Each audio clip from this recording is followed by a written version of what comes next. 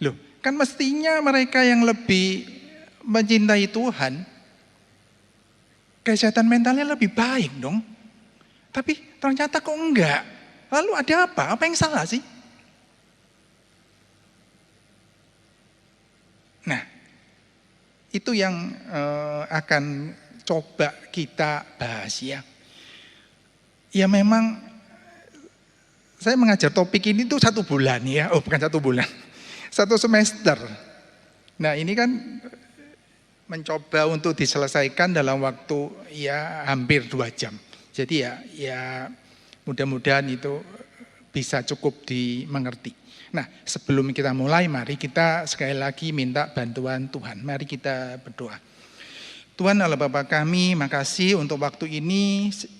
Jika kami bisa membahas tentang masalah kesehatan mental dan kesehatan spiritual, kami berdoa Tuhan supaya Engkau sering menolong, memberikan kami hikmat untuk bisa memahami hal ini, dan terlebih lagi Tuhan, bagaimana kami sebagai orang Kristen mempunyai kesehatan spiritual yang baik, yang nantinya bisa membantu mempunyai kesehatan mental yang lebih baik. Dan bagaimana kami sebagai komunitas bisa menolong orang-orang lain yang mempunyai kesehatan mental, masalah di kesehatan mental bisa bertumbuh. Makasih Tuhan, kami sungguh menyerahkan waktu ini sepenuhnya ke dalam tangan Tuhan. Dalam nama Yesus kami sudah berdoa dan ucap syukur. Amin. Oke, kita mulai. Jadi seperti yang tadi udah dijelaskan, jadi kita akan membahas soal ini ya, kesehatan mental, kesehatan spiritual. Kemudian kaitannya apa sih? Dan terakhir, aplikasinya itu apa? Kan kalau nggak ada aplikasinya, lalu apa gunanya kita belajar? Cuma menambah-nambah pengetahuan, tapi nggak ada aplikasinya dalam diri kita. Sorry, saya ini medok bahasa Jawa ya. Kadang-kadang yang keluar itu bahasa Jawa, jadi mohon maaf. Nanti saya akan mencoba, ya kalau keceplosan berbicara dalam istilah bahasa Jawa, saya akan membuatnya dalam bahasa Indonesia. Nah, ini mungkin agak nggak berkaitan ya, tapi saya perlu menjelaskan ini. Kenapa?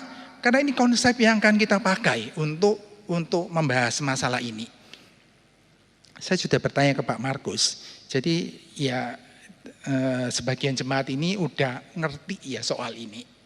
Tapi saya akan jelaskan secara singkat. Ini CFRC, Creation for Redemption Consummations.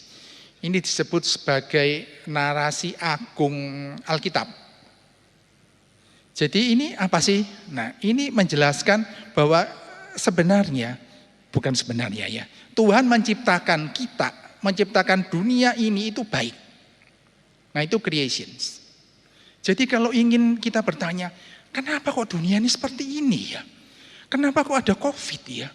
Kenapa kok Tuhan membiarkan orang yang kasih itu meninggal? Dan itu banyak sekali. Banyak sekali hal-hal yang begitu ya, yang membuat kita mungkin bertanya-tanya. Kenapa kok dunia ini seperti ini? Nah, dunia ini Tuhan gak menciptakan itu. Tuhan menciptakan dunia ini baik. Itu seperti sebelum Kejadian 3. Nah, kenapa kok seperti ini? Itu fall. Gara-gara ya itu kecil ya. Yang bahasa Indonesianya. Jadi itu kejatuhan. Kejatuhan itu mulai di Kejadian pasal 3. Setelah apa? Setelah Adam memilih untuk apa? Enggak percaya Tuhan, loh. Dia ingin membuat dirinya sendiri menjadi Tuhan. Nah, sejak itu semua masalah itu muncul. Relasi manusia dengan Tuhan, relasi manusia dengan sesamanya, termasuk relasi manusia dengan dirinya sendiri bermasalah. Nah, itulah mulainya semua masalah di dunia ini, termasuk COVID. Gara-gara fall itu. Nah, tapi karena Tuhan mengasihi kita, Allah Bapa mengutus Yesus Kristus kan ke dunia ini. Nah, itu redemption, penebusan. Nah, saat itu bukan kejadian ya, situasi untuk kita orang percaya itu kembali seperti di kejadian penciptaan. Jadi kita itu ya, kalau ini Pak Markus akan lebih pintar untuk menjelaskan ini. Jadi kita itu kembalikan di seperti penciptaan, bahwa kita itu bisa nggak berbuat dosa, termasuk juga kita saat ini. Kalau fall itu kan nggak bisa dong. Orang itu kecenderungannya berbuat jahat. Tapi apa yang terjadi dengan dunia ini? Loh, dunia ini itu udah terlanjur rusak ya. Jadi ini kita kan hidup di dunia yang already but not yet. Ini banyak istilah-istilah yang mungkin agak aneh ya. Tapi itu mungkin perlu saya jelaskan. Jadi ya kita ini mungkin nggak terkait, tapi terkait nanti kalau saya menceritakan soal kesehatan mental itu. Bahwa kita ini sedang ditransformasi tapi belum sempurna, kira-kira itu. Jadi intinya semua masalah di dunia ini itu bukan ciptaan Tuhan, itu karena manusia memilih untuk tidak taat.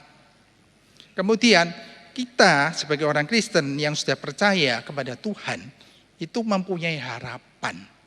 Karena relasi kita dengan Tuhan itu dipulihkan. Nanti saya akan jelaskan lebih jauh. Nah, sekarang kita mulai mental health. Mental health itu apa sih? Nah, definisinya itu banyak. Saya cuma mengutip ini dua ya. Yang pertama itu kan dari APA. APA itu American Psychological Association. Ya ini seperti himsinya Amerika ya. Ini ya himpunan psikologinya Amerika. Dia menjelaskan mental health itu apa sih? Kemudian yang kedua itu WHO, World Health Organization. Nah, kalau kita lihat di sini, yang menarik itu kan kita mungkin berpikir, oh mental health itu berarti orang itu nggak mempunyai gangguan mental ya. Jadi orang-orang yang quote and quote gila itu nggak mungkin mempunyai mental health yang baik, atau mereka yang mempunyai kecenderungan depresi atau yang kecemasannya tinggi itu nggak mungkin mempunyai kesehatan mental yang baik. Tapi kalau Bapak Ibu lihat di sini ya, mereka nggak menyinggung itu loh, dua definisi ini. Jadi yang coba kita lihat ya, kalau yang di APA itu kan cirinya itu mempunyai good behavioral adjustment. Jadi dia itu bisa coping ya. Jadi tingkah lakunya itu baik gitu loh. Kalau menghadapi tentang tekanan, tingkah lakunya baik. Kemudian relative freedom. Jadi bukan nggak punya kecemasan, tapi ya relatif bebas dari kecemasan. Tapi apakah nggak cemas? Cemas. Siapa sih yang nggak punya kecemasan? Nggak ada. Saya mau maju ke sini nanti itu cemas loh. Padahal saya kerjaannya itu dosen, udah sering ngomong gitu. Tapi waktu ke sini mau maju itu saya cemas. Jadi kecemasan itu hal yang wajar. Cuma itu yang membedakan apa tingkatnya kan. Dan sampai seberapa jauh kecemasan itu mengganggu aktivitas kita sehari-hari. Orang yang nggak punya kecemasan itu berbahaya. Nekat nanti bisa kemana-mana ya, mau nyebrang jalan ngawur, nggak punya kecemasan, no fear, nggak mau kerja, nggak cemas, nggak bisa makan, loh lebih buruk lagi kan? Misalnya itu ya. Jadi dan bisa mempunyai relasi yang baik, itu ciri-cirinya. Kemudian yang bawah yang WHO ya mirip-mirip sih ya, menyadari tentang kemampuannya, lalu bisa cukup beradaptasi ya, bagaimana mengatasi masalah sehari-hari, kemudian produktif dan bisa berkontribusi pada komunitas. Jadi kalau kita lihat di sini kesimpulannya apa sih? Loh, kesimpulannya itu orang yang mempunyai gangguan mental, misalnya pernah depresi atau bahkan pernah gila ya, quote and quote yang populer gitu ya, gila gitu. Itu bisa mempunyai mental health yang baik menurut kategori ini. Kalau dia bisa mengendalikan itu. Saya membaca ya, ini baru sih, dia penulis buku malah. Jadi dia itu dokter ya, kuliah dokter gitu. Lalu tiba-tiba itu kena schizophrenia. Schizophrenia itu ya kalau bahasa populernya gila itu. Lulus. Tapi ya tentu aja nggak mungkin ya orang quote and quote yang schizophrenia yang gila itu jadi dokter. Nggak mungkin itu. Takut no. Nanti mengobatin saya tiba-tiba dia kumat gitu kan. Tapi tetap dia itu bisa ya. Jadi sekarang jadi penulis. Loh, punya anak, berkeluarga, normal. Sekalipun ya dia perlu minum obat sih. Tapi bisa hidup normal. Jadi mental health-nya cukup baik. Sekalipun mempunyai gangguan mental. Nah, ini juga sorry nggak jelas. Tapi maksudnya dari 4 kuadran ini, jadi orang yang mempunyai gangguan mental maupun yang enggak, itu bisa mempunyai kesehatan mental yang baik maupun enggak. Jadi yang di atas itu kan seperti sumbu X dan sumbu Y gitu ya. Nah itu yang di atas itu mental health-nya bagus. Yang di bawah itu mental health-nya enggak bagus. Padahal itu di kuadran itu kalau lihat di sini. Nah ini itu yang di sebelah kanan, ini mereka yang tidak mempunyai gangguan mental. Yang kanan ini. Yang kiri, nah ini, itu mempunyai gangguan mental. Kalau yang atas, itu mental health-nya bagus, yang bawah mental health-nya tidak bagus. Jadi mereka yang nggak mempunyai gangguan mental ini, itu bisa kesehatan mentalnya nggak bagus. Dia nggak produktif sekalipun nggak mempunyai kesehatan mental yang baik, ya nggak punya semangat. Jadi seperti linguis itu ya, itu seperti, ya nggak punya semangat hidup lah gitu kira-kira ya. Jadi kalau anggota masyarakat itu nggak produktif. Tidak bisa menjalin relasi dengan orang lain, hidup semau-maunya. Tapi mereka yang mempunyai gangguan mental itu tetap bisa. Seperti contoh tadi itu kan. Atau kalau Bapak Ibu pernah lihat film Beautiful Mind itu ya. Itu kan juga sama, schizophrenia. Tapi dia bisa kok jadi anggota masyarakat yang baik ya. Ya tentu aja dengan keterbatasan maksudnya. Tapi tetap bisa. Nah itu soal mental health. Nah sekarang pertanyaan. Nah ini kalau menurut agama Kristen itu gimana sih? Mental health. Bagaimana supaya kita mempunyai mental health yang baik? Kalau menurut kekristenan. Ya mungkin kondisinya itu seperti Shalom ya. Syaratnya apa? Loh, pertama itu perlu ada pemulihan relasi dengan Tuhan.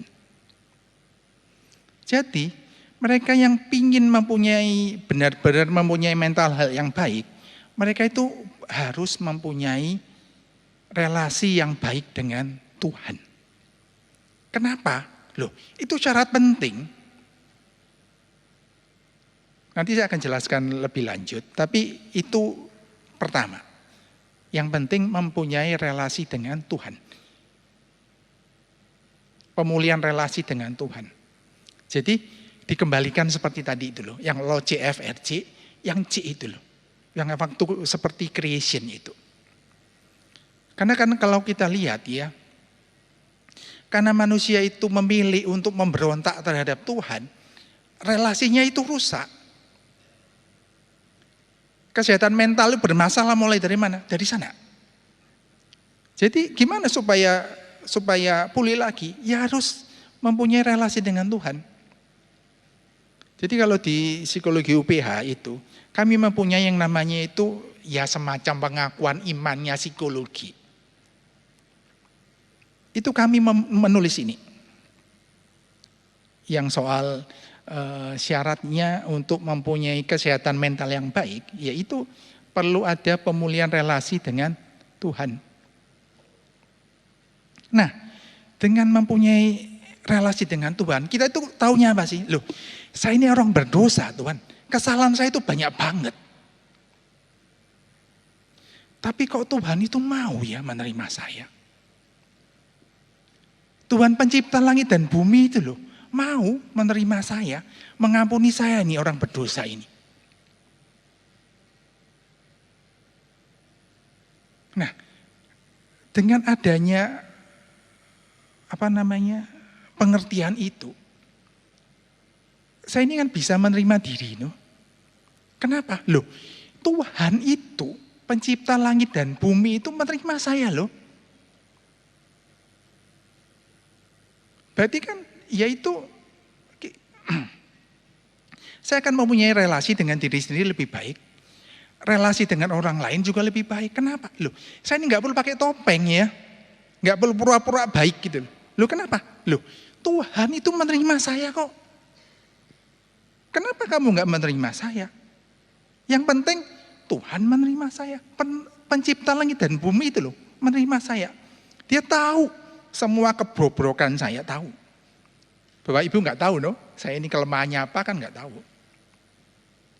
Ya istri saya tahu gitu ya. Tapi mungkin ada hal yang istri saya nggak tahu. Tapi Tuhan tahu semuanya. Itu pun menerima saya.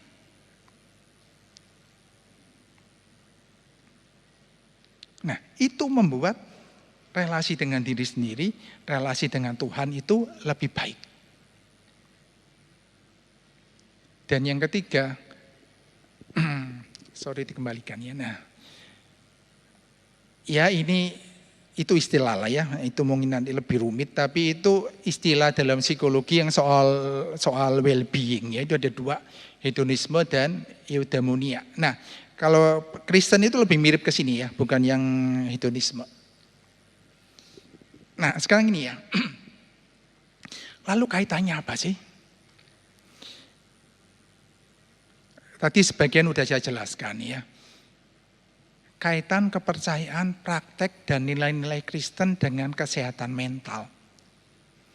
Kalau tadi saya mengatakan bahwa untuk mempunyai kesehatan mental yang baik, itu perlu ada pemulihan relasi dengan Tuhan. Jadi mereka itu perlu jadi Kristen ya. Tapi lalu sekarang kenapa sih? Secara logis gitu ya, dipikir-pikir gitu. Kenapa? Kaitannya apa? Nah itu ada 3. Kepercayaan, praktek, dan nilai-nilai Kristen. Kepercayaan, praktek, dan nilai-nilai Kristen. Pengaruhnya apa ke kesehatan mental?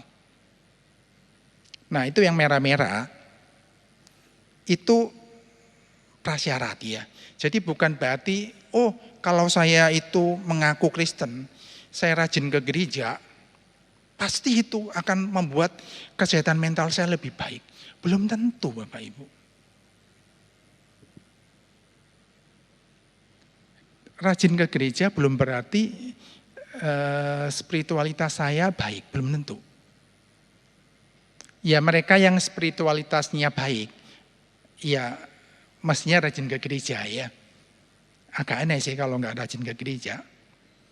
Tapi bukan sebaliknya. Nanti kita akan lihat ya, kenapa kok saya mengatakan itu. Jadi ada pengaruhnya kalau benar-benar menghidupi 3 hal di atas itu. Kepercayaan, praktek, dan nilai-nilai Kristen. Kemudian yang kedua, itu adanya dukungan komunitas. Tadi waktu Pak Markus itu ngomong soal apa yang tadi barcode dia. Lalu ada soal nanti dicarikan pendukung dan macam-macam itu. Wah itu saya senang banget ya. Berarti Gereja ini kan peduli dong dengan kesehatan mental. Kenapa? Loh, seharusnya komunitas Kristen itu ya, gereja, itu menjadi tempat yang kondusif. Buat apa? Buat orang-orang yang gangguan mental itu untuk sembuh. Bukan sebaliknya. Ada orang-orang itu yang nggak mau ke gereja ya, mereka yang depresi, nggak nyaman dengan gereja. Mereka itu merasa nggak welcome ya di gereja itu. Contohnya begini, ya ini mungkin ekstrim sih. Ini teman saya di Manila ya. Dia tanya, kamu mau gereja mana? Lalu, ya saya ngomong dong gereja apa gitu. Lalu dia bertanya ini, di gereja itu pakai salam-salaman enggak? Saya mengatakan pakai dong. Jadi gereja itu ada salam-salaman gitu. Nanti setelah itu salam-salaman gitu. Dia mengatakan, oh kalau gitu saya nggak mau. Ya ini memang mungkin ekstrim banget ya. Tapi ada loh orang-orang seperti itu tuh ada. Lalu saya nggak mengatakan nggak boleh seperti itu ya. Ini cuma saya mengatakan bagaimana sih dalam persepsi mereka itu. Misalnya begini. Ada haleluya. Bagaimana kabarmu hari ini? Luar biasa gitu kan ya. Loh, lalu mereka yang lagi depresi gitu ya. Lagi sedih gitu. Coba apa perasaannya?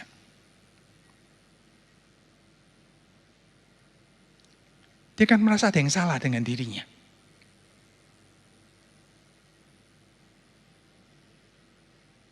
Nah itu, ya memang susah sih ya, nurutin mereka itu susah. Tapi itu seperti itu ya.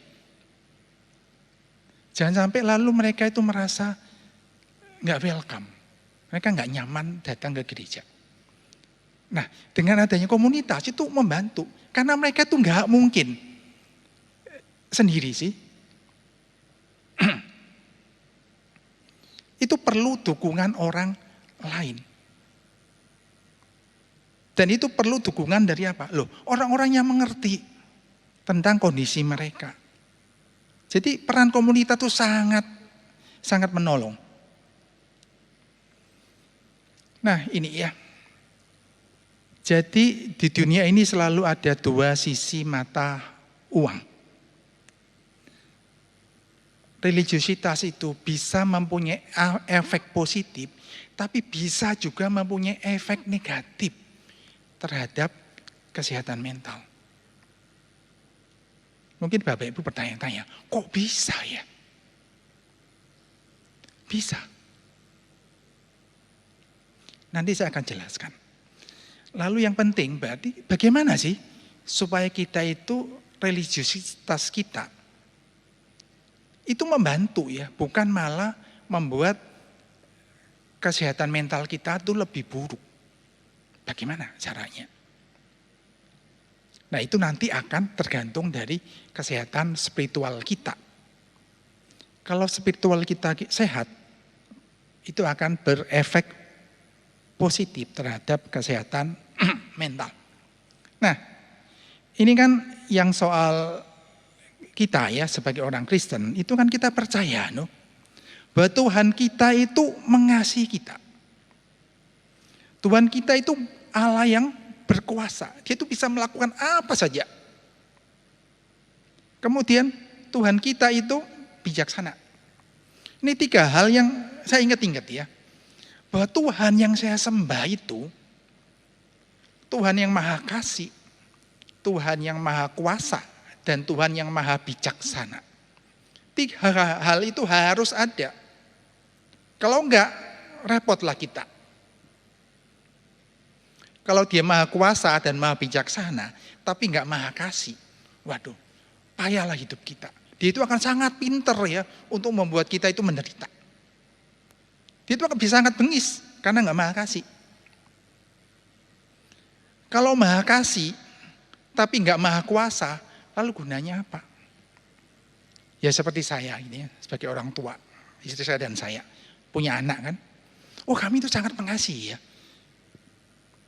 Tapi kan kami itu terbatas. Misalnya aduh ya, kasihan ya ini hidup di luar negeri gitu ya. Kan mesti mungkin perlu duit agak banyak gitu. Tapi kami nggak punya duit. Dan lalu gimana? Mau diberi banyak lebih? Kami juga nggak punya. Karena terbatas. Tapi Tuhan kita itu enggak. Tuhan kita itu maha kuasa. Kemudian bijaksana. Bijaksana dia ngerti. Bukan maha kasih, maha kuasa, nggak bijaksana, bisa salah. Tuhan kita nggak mungkin. Nah, itu menentukan kesehatan mental kita. Jadi itu yang perlu diingat-ingat. Tuhan kita, siapa sih Tuhan kita itu? Lalu, Tuhan kita itu kan relasional ya. Tuhan yang seperti itu mau loh punya relasi dengan kita ini. Cuma kita ya, agama Kristen itu satu-satunya yang Allahnya itu menyebut Bapa. Bapa dan anak. Nggak ada agama lain itu, nggak ada. Jadi kita itu punya relasi dekat. Nanti kenapa kok problem? Yaitu masalahnya di sana nanti. Kita akan lihat ya. Jadi pertama itu yang soal kepercayaan ya. Kemudian kan Tuhan itu ingin supaya kita itu saling mengasihi. Itu kan prakteknya.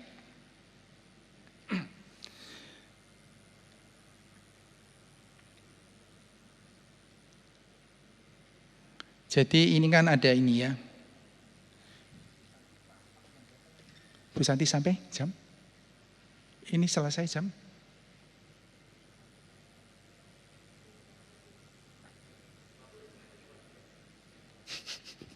Sorry. Yang ngomong di depan ini tidak terasa ya soal waktu. Jadi ada itu kan psikologis, tingkah laku dan sosial.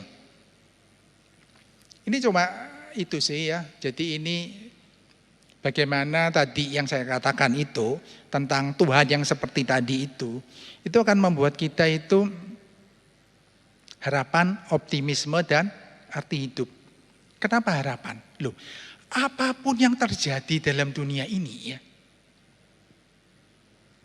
Tuhan itu punya maksud baik. Seperti yang di Roma 8 ayat 28 dan 29. Apapun yang terjadi, kelihatannya mungkin gak baik. Mungkin itu kesalahan saya. Tapi sebagai anak Tuhan ya itu selalu ada konsekuensinya sih. Seperti misalnya orang Israel itu muter-muter di padang gurun 40 tahun ya, itu kan karena salahnya. Tapi itu akhirnya tujuan Tuhan itu tercapai. Jadi selalu ada harapan buat kita. Kenapa? Loh karena kita itu punya Tuhan. Tuhan yang mengasihi, Tuhan yang berkuasa, dan Tuhan yang bijaksana. Dan Tuhan yang peduli seperti lagu tadi itu. Jadi apapun yang terjadi, itu selalu ada harapan. Kemudian ada makna hidup.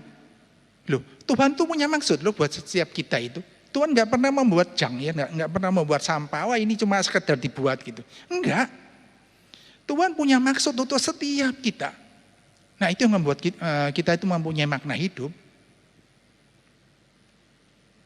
Nah jadi itu loh, yang bisa membuat kita itu mempunyai mental health lebih baik karena itu. Jadi kita nggak pernah kosong hidup kita karena ada artinya saya ini.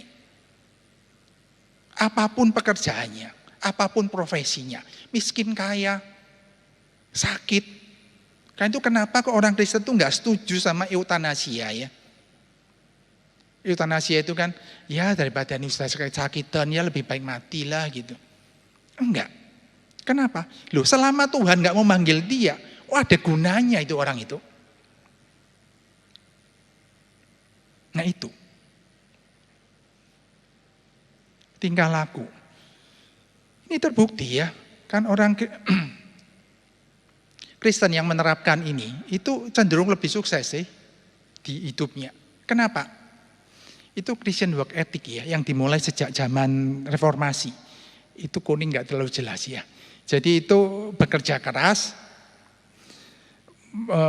bekerja keras, lalu menabung banyak, dan menggunakan sedikit. Bekerja keras, menggunakan sedikit, menabung banyak, lalu itu loh, membagi untuk orang lain.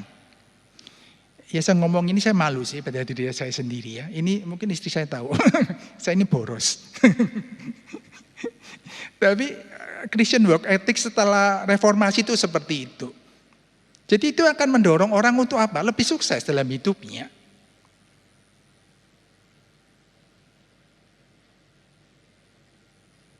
Nah ini sosial. Nah kalau sosial ini jelas lah ya. Kan Tuhan itu ingin supaya kita itu saling mengasihi. Jadi komunitas Kristen itu mestinya saling mengasihi, saling memperhatikan. Apa sih maksudnya saling mengasihi, saling memperhatikan itu? Jadi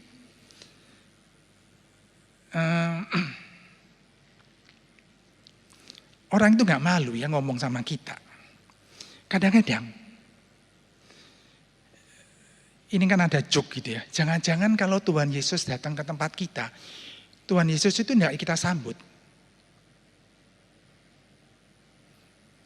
Karena kita ini memandang muka. Contohnya begini Bapak Ibu, ini saya sendirilah. Sini kan ke gerejanya itu di GKI Gading Serpong itu ya. Nah dulu itu mungkin pas zamannya banyak bom itu loh Pak. Bom di gereja itu. Nah ini suatu saat kebaktian. Loh ini ada orang datang ya. Loh saya nggak pernah lihat ya orang ini ya. Modelnya agak aneh gitu. Duduk di depan saya. Loh, lalu saya mendengar suara tik, tik, tik, tik. Oh aduh saya sudah takut banget nih. Jangan-jangan orang ini bawa bom ini. Nah itu kan saya mau memandang muka ya. Nggak bisa welcome dia. Nah ini memang susah ya. Kalau misalnya ada pengemis datang ke sini, lalu gimana? Apakah kita menerima? Atau misalnya ini ada G datang ke sini ya. Lalu gimana? Apakah kita menerima? Ya memang salah ya, G itu salah. Tapi kalau G datang ke kita menerima atau menjaga jarak?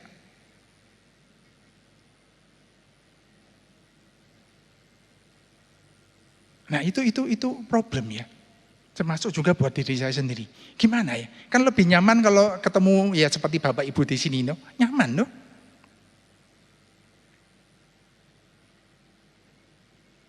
Ya nggak usah yang terlalu ekstrim lah ya. Tapi kalau misalnya seseorang itu mempunyai masalah, gimana sih bisa ngomong? Apakah kalau dia ngomong tentang masalahnya, tentang dosanya, itu dapat support? Atau malah jadi bahan gosip?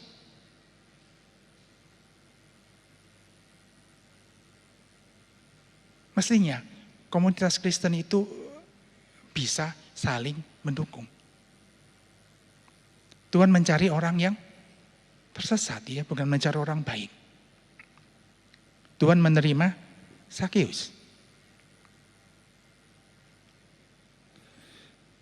Ya itu PR sih, termasuk buat saya ya.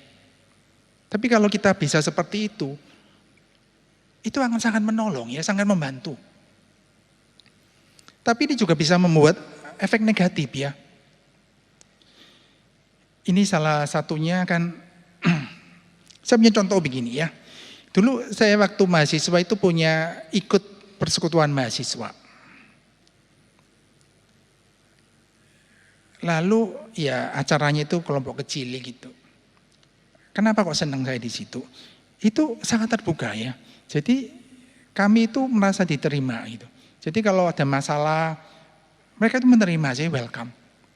Jadi orang itu nggak takut ngomong, iya tadi saya ini lagi habis ngerepek ya, nggak bisa ujian nih, saya tergoda untuk nyontek gitu. Itu orang bisa ngomong loh, dan mereka nggak menghakimi. Nah ini ada teman saya itu yang rajin banget ya untuk baca Alkitab, di mana-mana baca Alkitab. Dan dia itu stres banget, kenapa? Dia merasa dia itu nggak sesuci bapaknya. Sampai aja stres, lalu dia ya agak-agak, ya mungkin agak-agak gila gitu ya. Jadi kemana-mana itu baca Alkitab.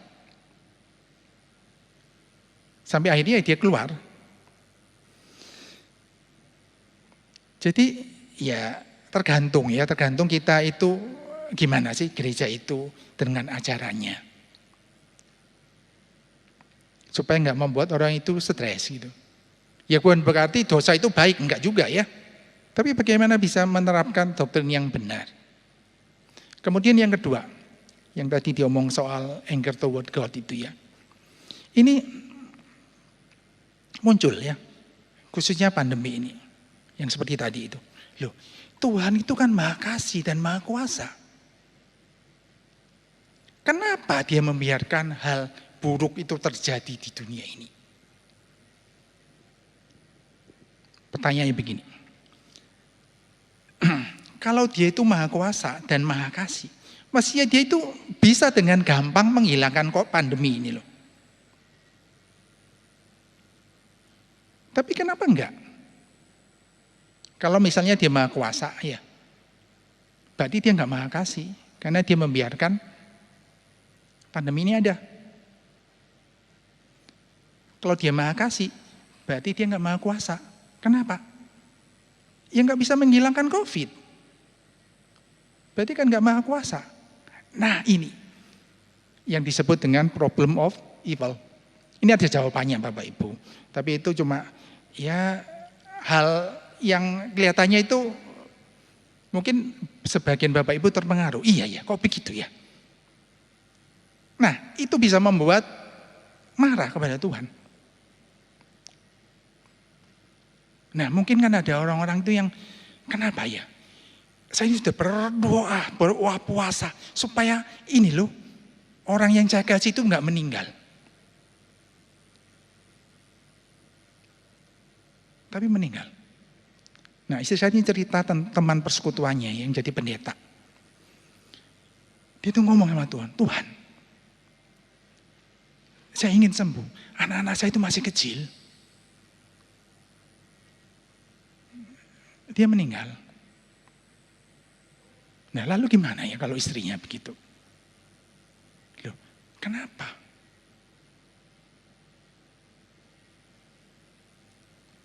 Nah, ini ya, itu bisa membuat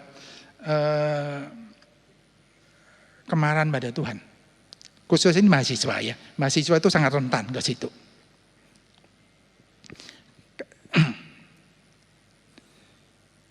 Ini mungkin Pak Markus pasti punya jawabannya ya. Jadi ini PR buat Pak Markus untuk menjelaskan itu seperti apa. Ya. Nah ini satu lagi sebentar lagi. Yang ketiga itu soal teologi kemakmuran. Jadi ini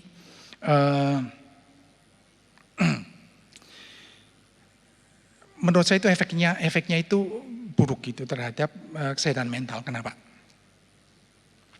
Kan teologi kemakmuran itu prinsipnya begini ya. Ya Bapak Ibu ingin tahu lah ya. Jadi tergantung iman saya no. Kalau saya ini percaya, Tuhan itu akan menjawab. Kalau saya percaya, orang yang saya ini akan sembuh dan saya akan kaya. Pertanyaannya, kalau saya nggak sembuh lalu kenapa? Berarti salah saya, no? Nanti saya akan jelaskan lagi setelah ini ya, karena waktunya habis. Ini ada cerita menarik karena apa? Loh, teman saya itu baru meninggal ya, gara-gara kanker liver. Mungkin seminggu yang lalu. Nah ini teman-temannya ini pada ribut gara-gara ini. Nanti akan saya jelaskan lagi. Sorry saya ngomongnya terlalu lama ya. Saya kembalikan Bu Santi.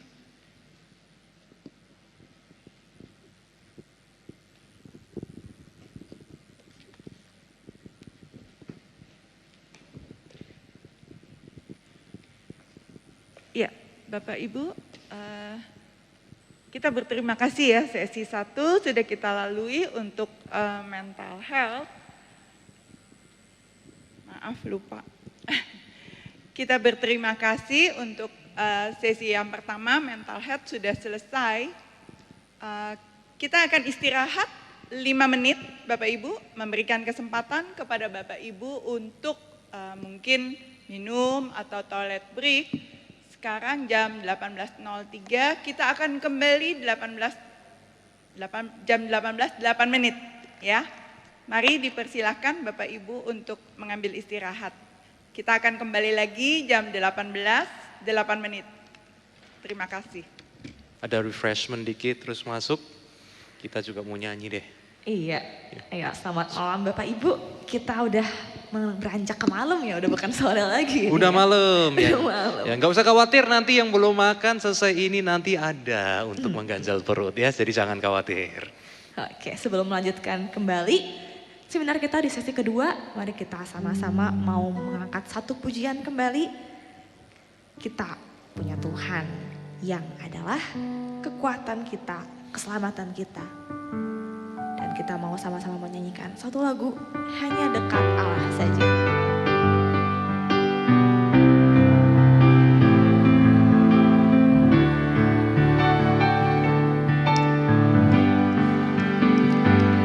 Hanya dekat Allah saja aku tenang. Daripadanya lah keselamatanku. Hanya Dia gunung batuku, hanya Dia kota bentengku. Aku tidak akan goyah selama-lamanya. Hanya dekat Allah saja aku tenang. Daripadanya lah keselamatanku. Hanya Dia gunung batuku, hanya Dia kota bentengku. Aku tidak akan goyah selama-lamanya. Terima kasih, kita akan lanjutkan ke sesi yang kedua. Bu Santi akan memoderasi ya untuk kita memasuki sesi kita yang kedua ya. Jadi luar biasa ya, kita hari ini sudah melihat ya, ternyata hidup itu bukan cuma sekedar ya sakit dan sehat ya, mental health and healthy mental condition, tetapi ada orang yang poor ya. Jadi sehat sih sehat, nggak ada penyakit mental ya, tetapi ternyata poor, miskin ya, tidak bisa menggunakan hidupnya secara produktif. Nah, ini memperluas wawasan kita juga begitu ya. Dan ada beberapa hal yang lain. Saya serahkan apalagi Iya. Bu? Terima kasih Contoh Markus. Ternyata menarik sekali ya, tadi kita bicara tentang mental health itu orang yang penampilannya baik-baik, orang Betul. yang penampilannya bisa perform, ternyata belum tentu mental health-nya itu betul-betul sehat. Betul. Ya. Ya. Kemudian ternyata orang yang aktivis pun belum tentu bisa betul-betul kesehatan mentalnya itu lebih baik daripada orang yang tidak aktif. Orang yang rajin ke gereja belum tentu memiliki kesehatan mental yang lebih baik daripada yang tidak ke gereja ternyata. Betul. Jadi, Dan yang luar biasanya lagi ternyata sangat dibutuhkan komunitas yang mendukung. Amin. Itu yang luar biasa. Dan saya percaya di GKY Sunter ini akan menyediakan support komunitas yang mendukung supaya kita semua sama-sama bisa memiliki kesehatan mental. Amin. Supaya kita bisa sama-sama bertumbuh semakin menyerupai Kristus. Bapak Ibu, kita akan melanjutkan sesi kedua tentang spiritual health. Juga akan dibawakan oleh Bapak Jonathan Aditya Goy. Sesi kedua ini kita akan memberikan waktu 40 menit ya Pak. Jadi hingga jam 18.52. Oke, kita persilahkan waktu dan tempat Pak Jonathan untuk melanjutkan sesi kedua. Terima kasih. Terima kasih Bu Santi. Oke Bapak Ibu, kita lanjutkan ya. Tadi memang itu mungkin cukup padat ya. Tapi intinya soal kesehatan mental itu enggak tergantung dari apakah kita mempunyai gangguan mental ya. Itu dua hal berbeda. Gangguan mental, kesehatan mental. Sekalipun mempunyai gangguan mental, misalnya gampang depresi, gampang cemas, atau sampai skizofrenia ya. Skizofrenia itu seperti kanker kalau orang fisik, itu kanker, kalau mental itu skizofrenia. Penyakit paling parah dari mental itu apa? Schizophrenia. Schizophrenia itu gila itu loh. Itu pun bisa mempunyai kesehatan mental yang baik. Kemudian kita sebagai kekristenan itu mestinya bisa mendukung ya kesehatan mental. Tapi kenyataannya belum tentu. Tergantung apa? Nanti kita akan lihat ya. Itu tergantung dari kesehatan spiritual. Lalu kesehatan spiritual itu apa sih? Tadi kan sudah disinggung. Mereka yang rajin ke gereja itu belum tentu mempunyai kesehatan spiritual. Lalu kesehatan spiritual itu apa? Nah itu yang coba kita bahas ya. Ini juga topik yang sangat luas ya. Jadi ini kita icip-icip dulu. Ini masih ada tapi ini nanti kalau ada waktu kita singgung ya. Nah ini spiritual health. Kalau secara psikologis ya ini apa namanya? Belum ada alat ukurnya ya. Gimana saya tahu alat ukurnya untuk spiritual health? Enggak ada. Belum ketemu, lagi dibuat itu. Lalu kalau di Kristen apa sih spiritual health itu? Nah, kita akan lihat dari Yohanes sebelumnya ini. Nah, ini buku ini terbitnya tahun lalu. Saya kebetulan baca ya. Jadi ini yang paling Philip Yancey, kalau Bapak Ibu pernah baca ya, penggemarnya, itu dia membuat biografi. Apa itu judulnya? When the Light Fall sepertinya. Nah itu cerita tentang dirinya, keluarganya, gerejanya. Lalu mereka tuh rajin banget ya gereja itu ya. Mereka mengirim misionaris. Rajin banget. Tapi jadi mereka itu secara doktrin itu pintar banget. Tapi tingkah lakunya tuh enggak seperti itu. Tingkah lakunya enggak mencerminkan itu. Contohnya, mereka itu mengirim misionaris ke Afrika. Tapi orang Afrika enggak boleh masuk di gereja mereka. Kemudian keluarganya Philip Yancey itu ruwet ya. Kakaknya itu ya kakak gila gitu. Lalu ateis sampai sekarang. Karena problem dengan mamanya. Jadi menurut Philip Yancey itu karena apa sih? Karena gereja itu cuma ini loh, hiperrasionalistik ya. Jadi mereka merasa kalau yang penting dokternya baik ya udah. Jadi kekristenan itu cuma masalah doktrin. Loh, doktrin itu penting Bapak Ibu. Supaya nggak ngawur ya. Seperti tadi yang saya jelaskan tadi itu. Itu saya jelaskan sepintas saja ya. Jadi kan teman saya itu kanker. Udah stadium akhir ya. Jadi dia jalannya aja nggak kuat. Dia kurus banget. Menjadi sangat tua. Dan yang besar cuma perutnya. Karena livernya tuh gede gitu. Nah teman saya yang percaya pada teologi kemakmuran ini mengatakan begini. Kamu berdoa. Kalau kamu berdoa beriman banget. Kamu bisa sembuh.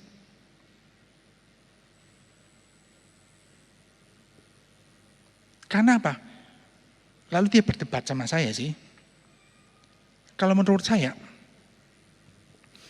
Tergantung Tuhan kan ya.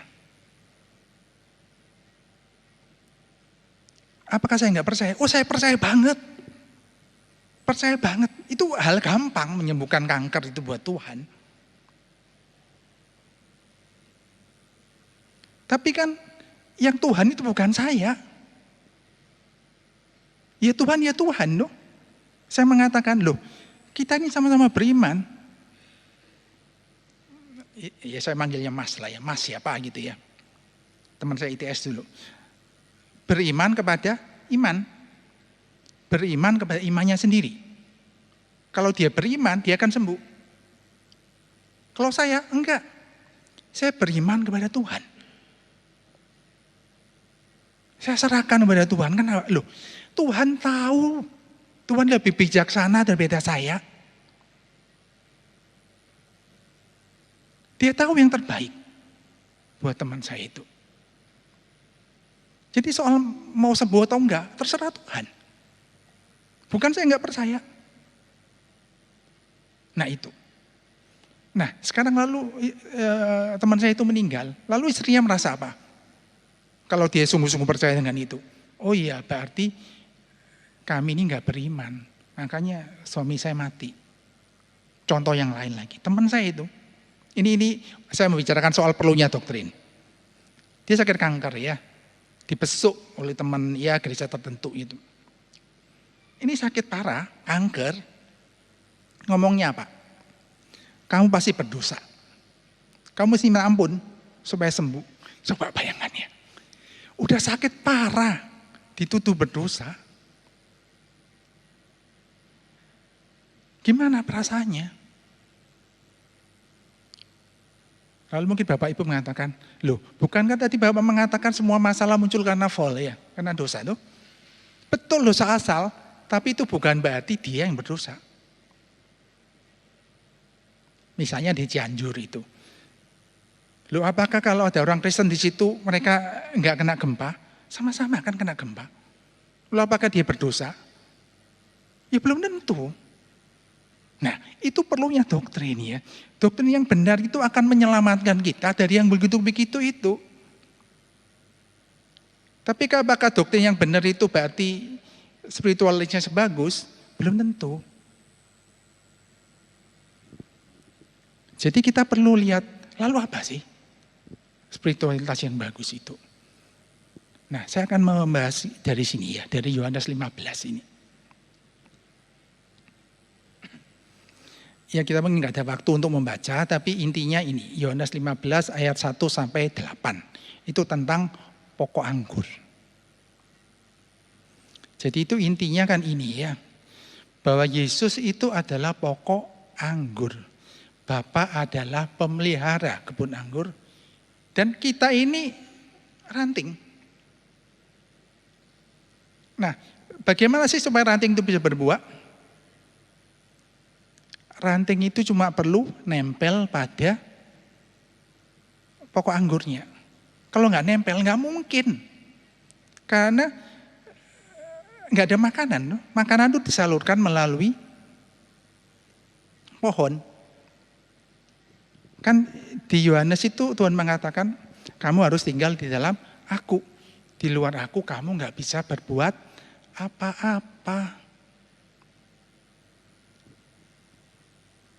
Jadi, supaya kita bisa berbuat apa-apa, supaya kita bisa bertumbuh, kita itu harus mempunyai relasi dengan Tuhan. Itu intinya menurut saya ya. Intinya itu mempunyai relasi yang baik dengan Tuhan. Karena dengan relasi yang baik dengan Tuhan, ya kita bisa bertumbuh. Nah, sekarang problem masalahnya, apa sih yang dimaksud dengan mempunyai relasi yang baik dengan Tuhan?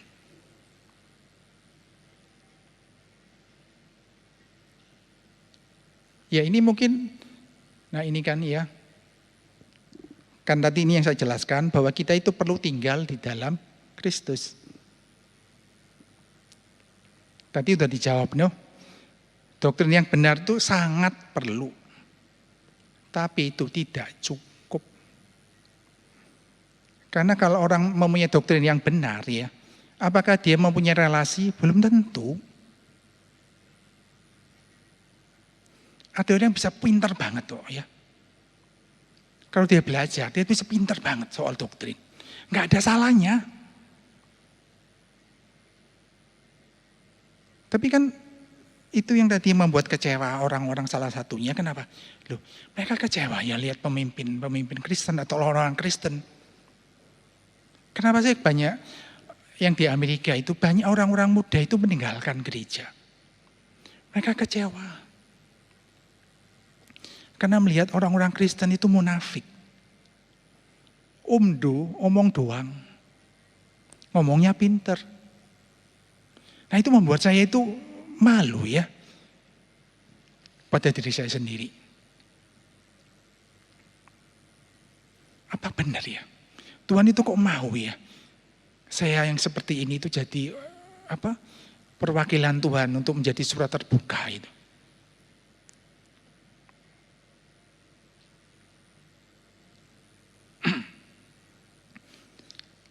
Karena kan kan maunya kita itu orang melihat kita lalu memuliakan Bapa di surga.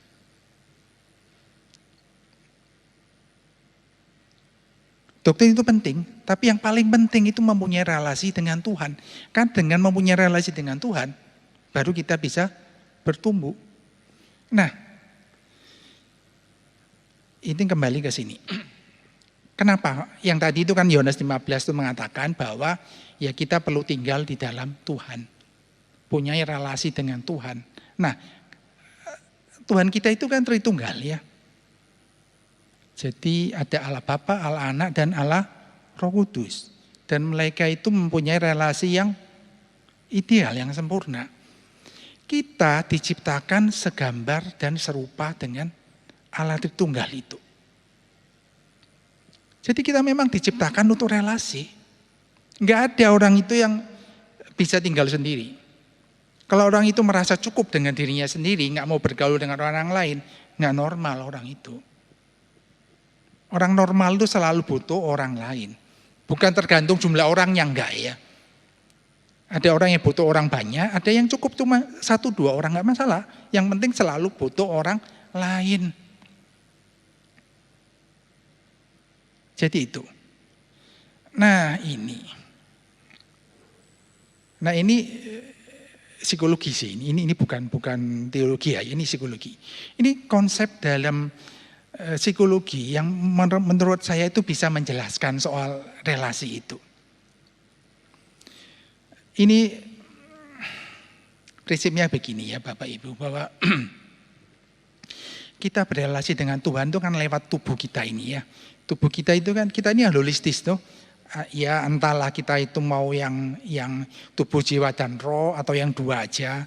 Tapi kan macam ada yang apa itu namanya, tripartit, bipartit gitu ya, saya lupa itu.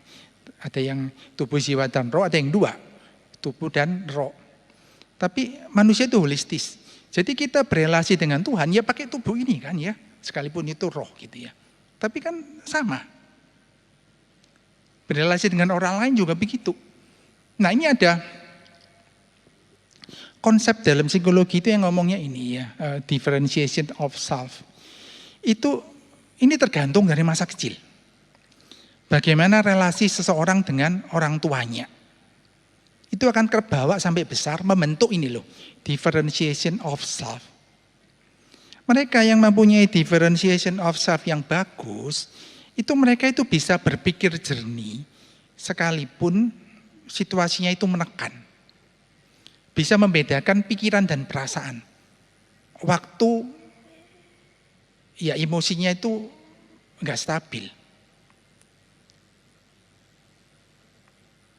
Itu. Jadi tetap bisa mengetahui identitasnya. Bisa tetap berpikir jernih sekalipun situasinya itu enggak baik. Dan mereka yang mempunyai differentiation of self yang bagus itu ya keluarganya lebih baik. Jadi kalau mau mempunyai keluarga yang baik ya differentiation of self-nya itu mesti bagus. Kalau enggak susah. Dan itu terbawa dari kecil ya. Jadi mereka yang keluarganya baik, kemungkinan besar differentiation of self-nya itu bagus. Nah,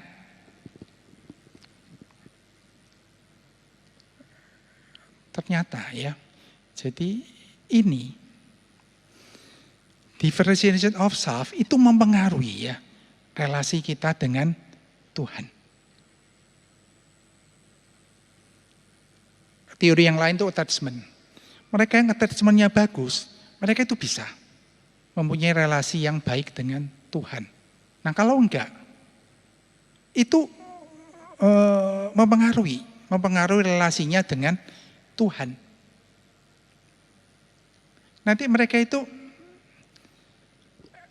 nggak mengerti, nggak mengenal perasaannya sendiri, begitu. Karakteristiknya kan itu, no. Jadi kalau sudah emosi, itu pikirannya nggak jalan, dan dia tidak mempunyai kesadaran diri yang baik.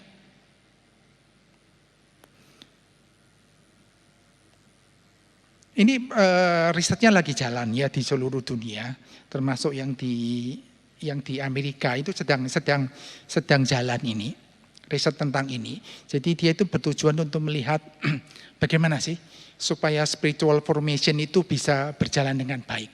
Apa yang perlu dilakukan untuk spiritual formation? Nah, dia menggunakan ini ya, risetnya lagi jalan. Saya juga sedang melakukan ini sih dengan tim ya. Salah satu sudah ada hasilnya, tapi kita nggak ada waktu untuk ngomong itu. Tapi ini mempengaruhi. Jadi kalau seseorang itu lahir baru dan dia itu mempunyai differentiation of self yang bagus, itu relasinya dengan Tuhan akan bagus.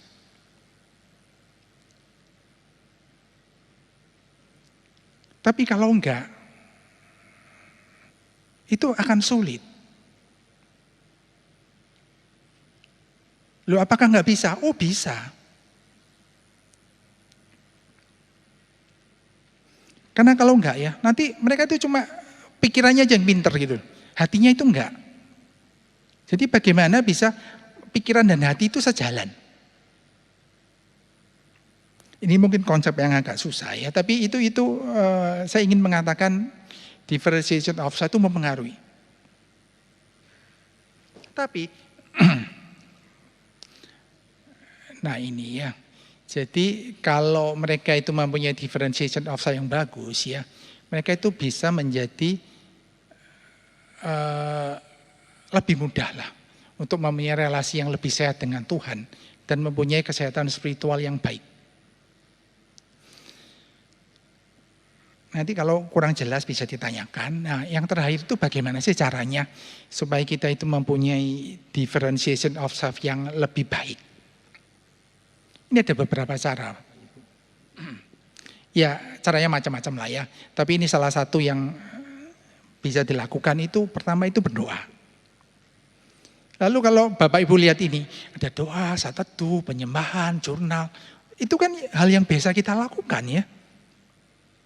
Lalu bedanya apa? Jadi ini pertama tadi saya ingat, saya ulangi lagi ya, bahwa differentiation of self itu kemampuan untuk membedakan pikiran dan perasaan.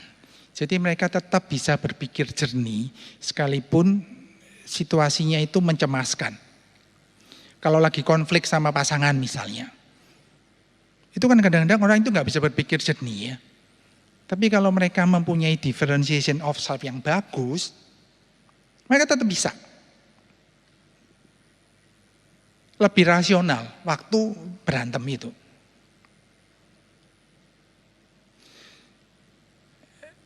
Nah, demikian juga dengan doa. Yang dimaksud dengan doa di sini, itu bukan cuma doa ya yang mungkin kita semua termasuk saya itu sering isinya cuma list permintaan gitu ya. Tapi ini doa yang benar-benar berkomunikasi dengan Tuhan. Contohnya itu mungkin seperti yang di Mazmur gitu ya. Itu kan mencurahkan perasaan kepada Tuhan. Kalau lagi jengkel ya ngomong sama Tuhan. Kalau lagi jengkel. Tuhan, kenapa kok seperti ini ya? Ngomong pada Tuhan, Tuhan, kenapa kok saya kena COVID ya? Atau apalah ya, kalau kecewa, ya ngomong, gak usah berpura-pura ya pada Tuhan. Tuhan tahu kok, ngapain lalu saya berpura-pura? Tuhan kenapa kok seperti ini, gak seharusnya seperti ini. Ya saya ngomong aja pada Tuhan. Daripada saya gak ngomong, gak jujur terhadap Tuhan. Jadi doa itu seperti itu. Jadi terbiasa, jadi ngerti itu loh. Kita ngerti perasaan kita. Lalu ngomong ke Tuhan. Lalu saat teduh. Nah, saat teduh ini benar-benar, oh ya ini ayatnya ya. Lalu Tuhan itu berbicara apa sih pada saya? Lalu itu benar-benar direnungkan ya. Kemudian penyembahan. Nah, gunanya penyembahan itu apa sih? Penyembahan itu untuk tahu, ini loh, Tuhan, ini saya. Jadi mengerti siapa Tuhan, siapa saya. Belajar mengerti bahwa ini dua pribadi yang berbeda loh. Siapa Tuhan dan siapa saya. Dan saya mengerti dan menghayati. Ini loh, Tuhan yang maha besar itu. Jadi itu hidup kita itu sadar gitu pada Tuhan. Tuhan yang seperti apa? Tuhan kita, Tuhan orang Kristen ya. Tuhan yang mengasihi, Tuhan yang bijaksana, dan Tuhan yang berkuasa. Kemudian jurnal. Jurnal itu maksudnya ya kita nyatet lah ya. Jadi kita itu sadar, aware gitu loh. Apa yang terjadi dalam hidup ini, pikirannya seperti apa, perasaannya seperti apa. Jadi tujuannya dari ini itu nanti akan meningkatkan self-awareness ya, kesadaran diri. Jadi saya ini ngerti kenapa saya kok seperti ini ya. Jadi dulu waktu saya kuliah Pak Yakub itu selalu ngomong gitu loh. Kita itu perlu mencoba untuk ngerti ya, self-aware. Jadi kenapa saya kok marah ya hari ini? Kenapa saya kok kecewa ya? Waktu saya ketemu si A ini, kenapa saya nggak pernah kenal loh, tapi ketemu dia itu saya jengkel banget ya. Kenapa ya? Saya nggak pernah ketemu loh, tapi saya ini jengkel banget lihat orang ini. Atau mungkin teman gereja, kenapa kok saya nggak seneng ya sama ini ya? Kalau mau diskusi itu sepertinya pingin berantem aja. Loh, kenapa ya? Atau mungkin sama pasangan kita atau sama anaknya. Kenapa dia ngomong begini tuh saya nggak senang banget. Apa yang terjadi sih? Nah itu contohnya begitu. Termasuk juga dengan Tuhan ya. Kenapa kok begini ya? Jadi kita itu selalu aware dengan apa yang terjadi dalam hidup kita. Itu akan membantu kita untuk membuat ini loh, differentiation of self kita itu lebih bagus. Nah itu terkait sama apa namanya yang tadi itu. Kenapa kok kita diminta untuk selalu mengucap syukur misalnya? Gimana sih? Kan Tuhan meminta kita untuk selalu mengucap syukur. No? Itu di surat-surat Paulus itu. Mengucap syukurlah senantiasa. Gimana sih untuk bisa seperti itu? Yang tadi itu aware ya. Ada Tuhan. Tuhan itu berkuasa, mengasihi, bijaksana. Jadi apapun yang terjadi dalam hidup saya itu, Tuhan itu peduli. Nah, buat mereka yang ya mungkin punya kecenderungan depresi atau lagi depresi, itu susah ya untuk melihat itu. Karena itu memang ada gangguan biokimia di otak. Lalu apakah mereka itu berarti nggak beriman? Apakah spiritualitasnya buruk? Belum tentu ya. Kan tadi saya mengatakan tergantung dari ini kan ya, differentiation of self. Dan itu kan bawaan dari keluarga. Jadi kita nggak bisa membandingkan dengan orang lain. Contohnya, waktu saya tinggal 2 menit ya. Jadi contohnya itu mobil Mercy dengan mobil Kijang gitu ya. Atau mungkin yang apa sih mobil paling jelek itu apa? Kijang kan sangat mahal ya. Saya baru tahu Kijang itu 500 juta nih. Innova itu. Enggak tahu lah ya, mungkin mobil A itu jelek banget gitu ya. Mobil Z itu mobil bagus banget. Enggak bisa dibandingin kan? Atau contoh ini, saya punya mobil itu sudah 10 tahun enggak pernah saya servis. Itu mungkin orang yang differentiation of self-nya jelek ya. Lalu ada mobil yang diservis terus, bagus loh. Loh, untuk bisa berfungsi normal ya, mobil yang sering diservis ini gampang banget. Nah ini apa gak bisa? Oh bisa, tapi kan perlu waktu untuk begitu. Nah demikian juga dengan ini. Jadi kalau differentiation of self-nya itu sekalipun buruk ya, tapi kalau dia Kristen, mempunyai relasi yang baik dengan Tuhan, mempunyai dukungan dari komunitas, kesehatan mentalnya akan menjadi semakin baik. Jadi kuncinya itu. Nah mereka yang differentiation of self-nya bagus, lalu mereka lahir baru, ya itu lebih baik sih. Tapi bukan salah mereka ya. Yang differentiation of self-nya buruk, apakah salah mereka? Enggak. Itu salah orang tuanya. Tapi apakah salah orang tuanya? Itu salah orang tuanya lagi gitu. Itu kan turun menurun. Saya selalu mengatakan begini ke mahasiswa saya ya.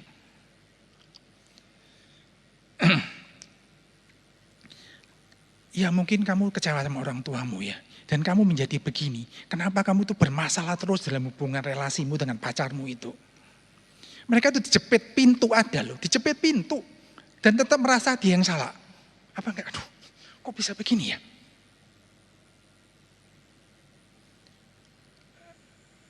Kamu harus bertekad begini loh. Cukup saya yang jadi korban. Cukup saya yang jadi korban.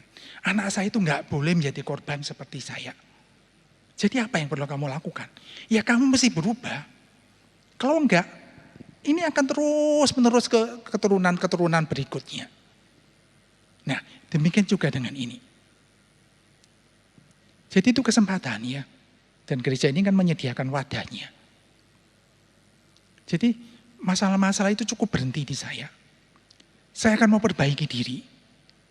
Supaya nanti keturunan-keturunan saya berikutnya itu hidupnya lebih baik dari saya.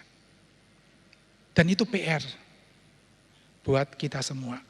Dan ingat ada Tuhan ya yang akan menolong kita. Dan Bapak Ibu juga mempunyai dukungan dari gereja. Oke, saya akhiri sampai di situ. Saya kembalikan ke Bu Santi.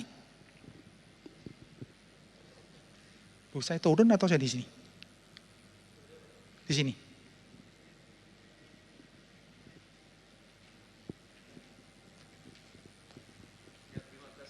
Terima kasih. Kita kasih tepuk tangan dulu ya. Jadi di tengah boleh Pak? Bahan 1 semester ya, 16 kali pertemuan cuman jadi 1,5 jam ya. Tapi ini pengantar yang baik ya melihat kita karena kita kan gak cuman sekali seminar terus udah ngerti semua udah beres. Enggak, ini proses.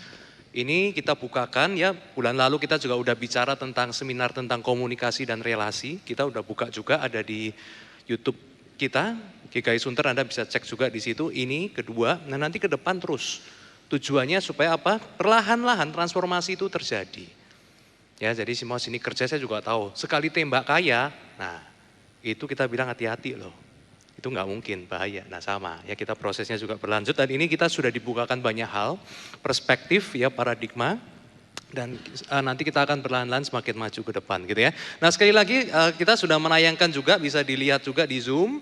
Nah ini adalah QR Code yang Anda bisa scan dan nanti setelah Anda selesai seminar ini Anda bisa berkonsultasi lebih jauh dengan tim kita, bisa bertanya jawab tentang mental health, spiritual health, ya masalah relasi, kondisi keluarga, apapun juga. Dan ini semua seperti ditulis adalah private dan confidential ya. Tapi kita mau bersama-sama bertumbuh ke depan ya, bukan cuma sekali tapi ke depan terus ya. Kita memiliki sebuah komunitas ya, kebebasan untuk bisa saling explore, saling bertumbuh bersama. Jadi QR code-nya silahkan Anda bisa save, Anda bisa foto, dan nanti Anda bisa kita follow up ya. Terima kasih sekali lagi untuk yang di online, yang di onsite maupun di online. Nah sekarang saya serahkan kepada Bu Santi kalau ada pertanyaan yang sudah disampaikan. Ya, terima kasih sekali lagi Pak Jonathan untuk materi yang sudah disampaikan begitu baik dan menarik. Bapak Ibu tidak terasa kita sudah di akhir dari sesi kedua ya. Kita sudah membahas tentang kesehatan mental, kita sudah membahas tentang kesehatan spiritual. Luar biasa menurut saya di sesi kedua ini kita mendapati bahwa differentiate on self ya. Contoh Markus ternyata grup kita yang pas itu yang Iya. pemahaman Alkitab Sabtu Sabtu ya. itu ternyata sudah melakukan dose itu ya Pak ya. Oke, Jadi iya betul sekali. secara tidak sengaja kan kita sudah melakukan perenungan, kemudian sudah membahas Alkitab. Betul. Iya, berharap secara pribadi seluruh anggota gereja, seluruh jemaat di GKY ini juga bisa ikut aktif, entah mengikuti persekutuan doa malam, Persekutuan doa atau malam, mengikuti ada pas hari Rabu, setiap Sabtu jam setengah 10.30 pagi, supaya kita mempraktekkan dos itu. Apa Yes. yang sudah diajarkan oleh Pak Jonathan bisa kita ikuti, bisa kita lakukan di dalam keseharian kita. Untuk meningkatkan relasi kita terhadap Tuhan, Yep. ternyata kesimpulannya itu, ini kesimpulan yang dari saya Pak. Oh iya silakan Bu. Ya, Iya. bahwa kalau kita memiliki hubungan relasi yang intim dengan Tuhan, maka kesehatan spiritual kita juga sehat. Dengan spiritual sehat juga itu sangat menolong, Ya. mental kita juga bisa semakin sehat ya Pak ya. Ya, Bu, lulus Terima kasih. Iya. Dapat A. Iya. Jadi kuncinya ada di relasi kita dengan Tuhan, Amin. yang akan membuat spiritual health dan mental health kita juga sehat. Bapak Ibu, kita akan masuk di dalam sesi yang Tanya jawab. terakhir, sesi Q&A. Ya, ada kabar baik Bapak Ibu. Barusan saya mendapat kabar dari panitia bahwa khusus untuk Bapak Ibu yang hadir on-site, silahkan bertanya. Kami panitia akan memberikan hadiah untuk 3 orang penanya pertama. Ya, ada apresiasi bagi Akan yang bertanya diberikan ya. hadiah. Ada Kayaknya apresiasi baru yang kali bertanya, ini loh, silakan. Contoh Oh iya, Markus. biasa yang jawab yang dapat Iya, hadiah. Sekarang tanya dapat betul. hadiah. Karena kita nggak pengen membuat orang stres Bu. Iya, jadi tanya aja kita kasih hadiah. Iya, kok malah bertanya malah dikasih hadiah. Tetapi ini hanya khusus untuk 3 penanya pertama di sesi onsite. Minta maaf kepada para hadirin yang hadirnya secara Zoom. Baik Bapak Ibu, saya membuka pertanyaan pertama. Jikalau ada Silakan. bisa mengangkat Mengangkat tangan tangan. terlebih dahulu. Ya, oke. Nanti Ya, akan diberikan mic panitia ya. bisa membantu. Wailin satu, ada Bapak lagi? Ibu, Berikutnya. mohon bangkit berdiri, kemudian menyebutkan nama, kemudian Siapa dulu? mungkin- Iya. Nggak tahu. Ibu Anita dulu ya. Oh Ibu Anita dulu, terus Ibu Ailin. kedua. oh iya ibu Ibu itu Ailin. dulu yang angkat betul. Ibu, saya minta maaf Wanita saya ya? belum tahu namanya Iya. ya. Ibu dulu silahkan mengangkat menyebutkan nama, kemudian baru pertanyaan. Terima kasih Ibu. Ya, sebenarnya ada 2 pertanyaan nih, tapi satu aja dulu deh. Hadiahnya tetap satu kok. Silakan nggak Bu, apa-apa. sebetulnya nggak apa-apa sih kalau memang waktunya cukup. Ini Nama masih saya baru Anita. awal. Ya. Nah, jadi yang pertanyaan ini, pertama, bagaimana kita bisa mendeteksi bahwa telah terjadi gangguan kepada kesehatan mental kita? Itu aja sih Pak, terima kasih. Katanya 2 Bu. Satu dulu kan. Oh, satu dulu ya. Oke, Langsung satu jawab dulu. boleh? Gimana Bu? Langsung jawab boleh ya? Bagaimana? Langsung jawab aja ya. Iya langsung jawab. Langsung jawab aja, Kita silakan. langsung jawab ya supaya Nggak lupa ntar ya. Nah, menghemat bagaimana tahu kita mempunyai masalah di gangguan mental? Itu kan pertanyaannya ya Bu. Nah, itu diagnosanya banyak ya Bapak Ibu. Ada ruwet lah ya, itu banyak banget gitu. Nah, yang gampang begini sih. Selama kita itu bisa berfungsi normal, ya kita itu sehat. Selama kita bisa menjalankan fungsi hidup kita sehari-hari dengan baik, ya udah, kita itu normal. Karena mereka yang mempunyai gangguan mental itu nggak bisa. Jadi India itu sih yang sederhana. Selama kita bisa menjalankan fungsi hidup kita dengan baik, ya udah nggak apa-apa. Maksudnya bisa bekerja, punya relasi yang ya lumayan baik, nggak terlalu tadi itu. Ya kecemasannya terkendali lah ya. Sekalipun mungkin lebih besar, lebih gede dari yang lain. Intinya itu, selama bisa menjalankan fungsi hidup dengan baik, ya udah nggak apa-apa. Yang sederhana itu, karena itu kriterianya banyak banget. Jadi jawaban paling mudah adalah seorang manusia yang bisa menjalankan fungsi di masyarakat sehari-hari dengan baik. Secara umum Pak ya, Iya, karena secara umum. ada orang-orang tertentu yang kelihatan baik tapi ternyata di rumah atau di tempat tertentu ternyata keluar yang nggak fungsinya normal begitu ya. Iya. Tapi itu lebih detail karena tadi bilang itu tesnya ya Pak Yonatan tahu ya. Tapi biasa menjadi penanda itu kalau kita kenal dekat mungkin tahu ya penandanya dia tidak berfungsi normal bisa di refer begitu Pak ya untuk Iya, cek lebih lanjut jadi ya. bisa berfungsi dan juga secara relasi itu juga lumayan baik gitu. Bisa Betul. menjalin relasi itu sih Betul. masih oke. Kalau Anda butuh konsultasi lebih lanjut nanti bisa di QR juga ya. Nanti kita bisa bantu bimbing juga ya apakah seseorang itu butuh tes-tes psikologi tertentu begitu ya. Tapi pertanyaan yang baik Pak ya. Iya, Itu ya. pertanyaan yang baik. Mau Iya, tanya lagi Bu Anita? Masih ada? Kurang jelas atau cukup jelas? Jelas ya. Berarti Bu Anita mental health-nya cukup sangat ya, Bu? cemerlang. Ngomong sedikit ngerti ya cemerlang hati jernih. Silakan. Ya, puji Tuhan. Siapa lagi Bu ya sekarang? Bu Santi ya? Boleh dilanjut lagi. Tapi yang pertanyaan kedua ini tidak ada kaitan dengan yang pertama sih Pak. Gitu ya. Kalau misalnya kita menemukan satu orang tua itu kan memang bisa masuk ke dalam gejala pikun ya atau demensia gitu.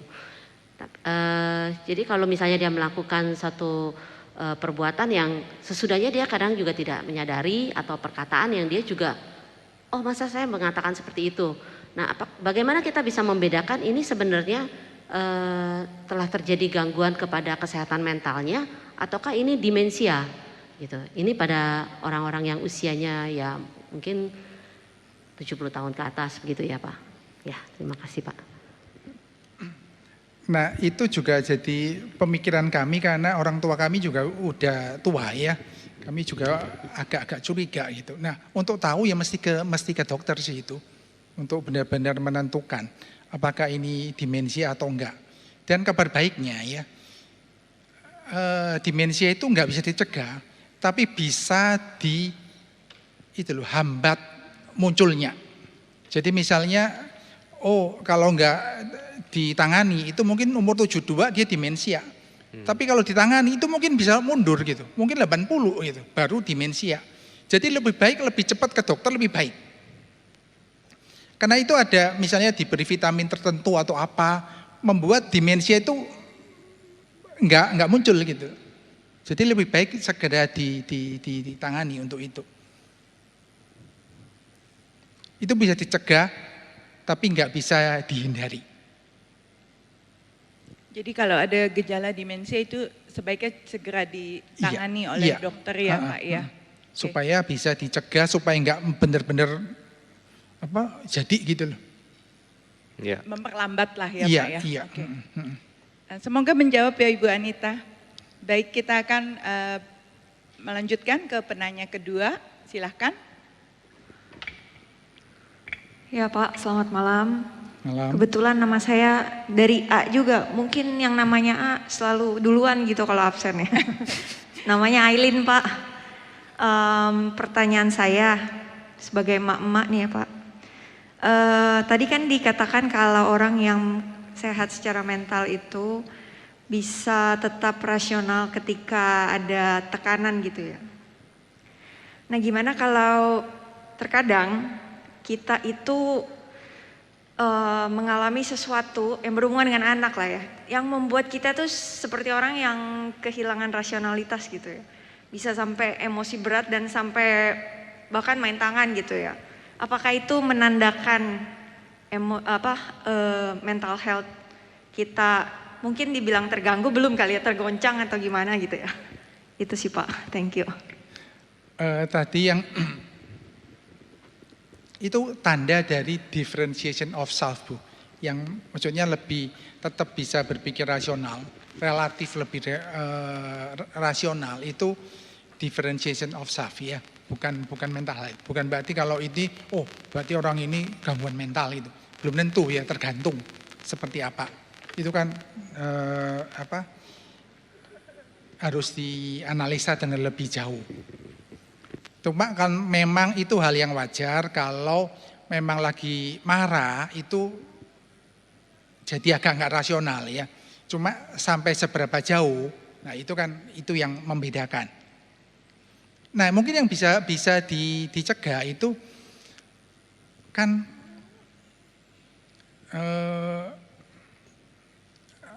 itu loh, waktu lagi marah begitu, itu katanya kan kadang-kadang disuruh menghitung ya. Nah ini mungkin diganti aja dengan berdoa. Jadi waktu itu lagi kadang-kadang ya saya ini pernah punya anak ya, bukan pernah punya anak pernah kecil gitu kan. Ya kadang-kadang memang ada anak itu yang menjengkelkan ya, itu kan emosi gitu. Nah mungkin waktu pas emosi itu lalu berdoa dulu, Tuhan. Jadi membiasakan begitu, supaya nggak langsung gitu. Tapi berdoa dulu waktu itu, untuk memohon hikmat dari Tuhan. Nah setelah itu mungkin bisa lebih jernih untuk menghadapi anak ini. Nah Jadi itu kan mengandalkan soal kepada Roh Kudus juga ya Pak, iya, untuk mengingatkan. Nah itu kan kaitannya dengan self awareness ya, jadi melatih. Itu ya nggak gampang sih, perlu waktu, tapi itu bisa. Semoga Oke, menjawab. jadi artinya ibu-ibu itu rata-rata normal Pak mentalnya ya, kalau marah-marah lihat anak begitu ya. Iya, jadi tentu aja ibu-ibu butuh penghiburan ya, bahwa di tengah kemarahan Anda terhadap anak bisa masih normal. Bisa tidak normal kalau sudah tidak wajar ya, misalkan. Iya, kalau sampai abuse anaknya abuse gitu. anak begitu ya. Baik. Nah itu kan mungkin pelajaran dari orang tua juga mungkin. Kan itu yang kita amati tuh, orang tua kita melakukan apa gitu. Baik, jadi itu ya, jadi pengaruh keluarga juga besar ya. Jadi setiap orang punya PR masing-masing Pak ya. Iya. Ada yang keluarga baik, PR-nya lain, yang keluarga buruk, PR-nya juga Iya. lain begitu Pak ya. Setiap Baik, orang punya salibnya masing-masing. punya salib masing-masing, betul sekali, harus ditanggung ya. Iya. Betul. Tapi anugerah Tuhan selalu cukup. Cukup ya. Iya. Masalahnya adalah Anda tahu salib Anda di mana enggak ya? Silakan dicari ulang dari tempat ini ya. Ya masalah berat Anda ya. Dan bisa menyadari tentang itu, bahwa ada anugerah Tuhan. Amin. Silakan Iya. Bu Santi, berapa lagi? Satu Iya. atau dua ya? Itu. Penanya ketiga, Oh penanya Oke. ketiga masih ada satu lagi. Oh ada dua. Waduh iya. udah kedua berarti Ibu. Ya Ibu, silakan Ibu sebutkan nama Ibu. Terima kasih. Nama saya Daryati. Saya mau tanya, yang saya tanyakan ini orangnya dalam kondisi stroke. Tapi dia itu sering halusinasi gitu, ngomong sendiri gitu. Jadi itu apakah itu gangguan mental juga? Terima kasih. Ini pertanyaan yang sulit ya, karena itu kan ada gangguan biologis. Jadi saya nggak bisa jawab sih, karena saya takut salah gitu. Nah itu mungkin yang bisa membantu dilihat sebelumnya gimana, sebelum stroke. Nah itu yang perlu dilihat juga sih. Sebelum stroke sih biasa aja. Ini pasca stroke. Makasih. Ya, karena memang stroke itu bisa membuat perbedaan ya. Khususnya kalau gangguannya itu di otak ya, pecahnya di otak itu bisa mempengaruhi itu. Itu mungkin perlu tanya ke psikiater, Bu, untuk itu. Nah, yang dimaksud dengan halusinasi itu seperti apa, Bu?